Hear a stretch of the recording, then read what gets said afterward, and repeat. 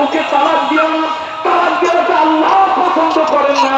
ধৈর্যের সবক দেওয়ার জন্য আল্লাহ প্রথম স্বামী স্ত্রীকে উত্তম নসিহত করতে বললেন।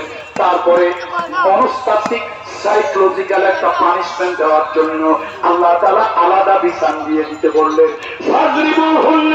যদি সুন্দর নসিহতে কাজ না হয়, আলাদা বিছানায় থাকতে দেয়া, স্বামী স্ত্রী যদি চরিত্রের পরিবর্তন না হয়, তাহলে একটু হালকা শাসন করো, মৃদু প্রহার করো।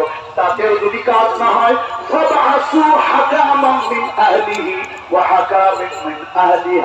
তাহলে স্বামী আর স্ত্রী উভয় পক্ষ থেকে মুরব্বীদেরকে নিয়ে একটা আরবিট্রেশন করো। একটা আরবিট্রেশন যাকে আমরা বলি সামাজিক বিচার। একটা সামাজিক বিচার করো। খবরদার বউকে কোথায় কোথায় তালাক দিও না।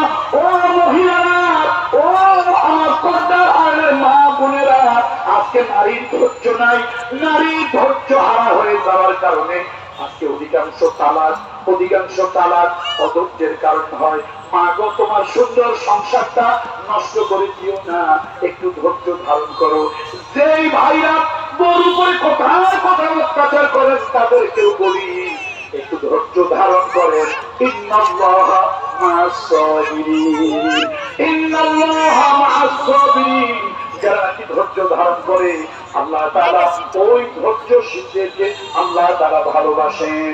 সুতরাং ধৈর্য যদি থাকে, ধৈর্য যদি থাকতো, আমার দেশের রাজনৈতিক অঙ্গন এত উত্তপ্ত হতো না। আর ধৈর্য যদি থাকতো, তাহলে সমাজে এত মারামারি, এত হানাহানি, এত কাটাকাটি হতো না। ধৈর্যশীল হওয়ার জন্য চেষ্টা করুন।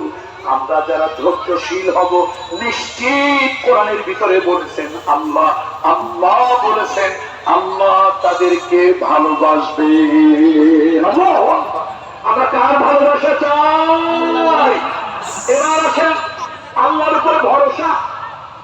7 নম্বরে, আল্লাহর উপরেই যারা ভরসা করেন, আল্লাহর উপরেই যারা ভরসা করেন,